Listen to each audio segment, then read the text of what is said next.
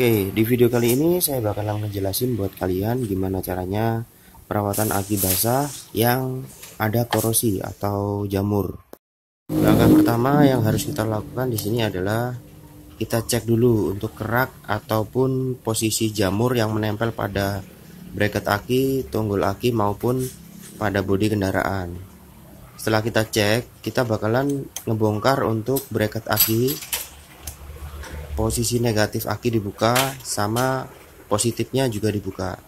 Tujuannya apa? Pada saat pembersihan nanti benar-benar bersih, karena kerak yang menempel di dalam juga ikut kesiram.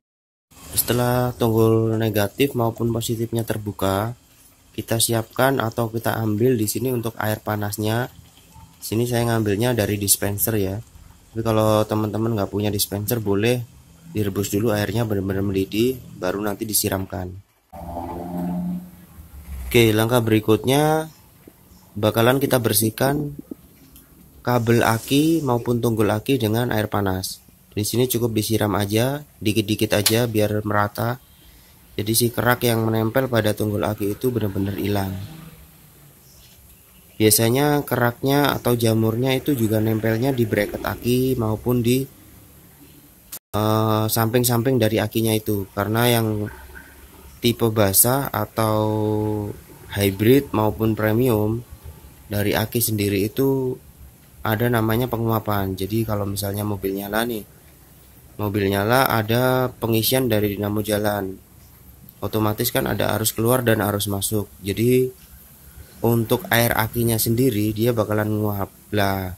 Uap itulah yang menyebabkan terjadinya korosi atau jamur aki yang menempel pada tunggul aki positif maupun negatifnya. Biasanya kalau udah lama nggak dirawat, korosi itu bakalan menjalar pada bracket.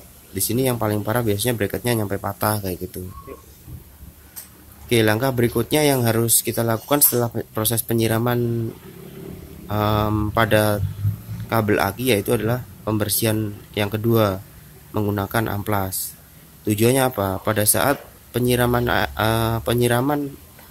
menggunakan air panas, kalau seandainya di kabel akinya belum benar-benar hilang si keraknya, kita pakai amplas untuk membersihkan lagi. Jadi tujuannya biar benar-benar hilang si kerak atau jamur pada akinya sendiri.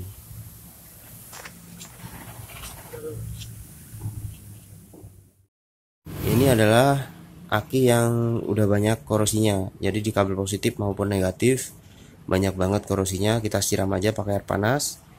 Lihat korosinya langsung hilang atau kabel akinya langsung bersih. Ini yang udah menempel di bracketnya juga udah tebel banget. Tuh terkikis kan bracketnya.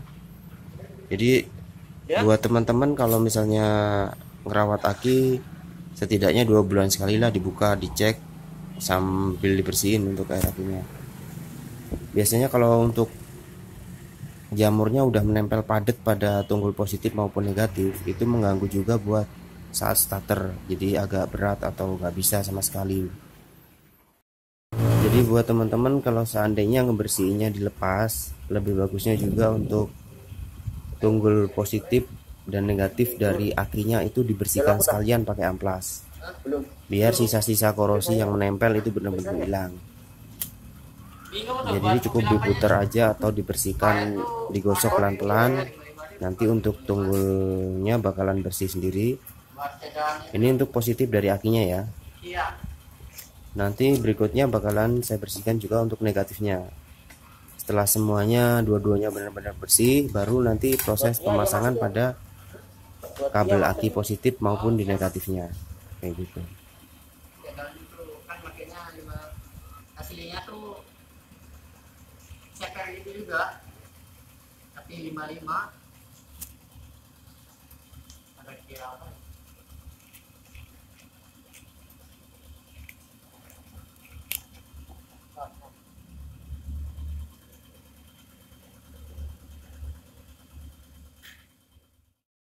Setelah semua selesai dibersihkan, di sini adalah proses pemasangan. Jadi kabel akinya kita pasang pada tunggul akinya. Untuk proses pemasangannya sendiri, di sini harusnya positifnya dulu yang dipasang, baru negatifnya.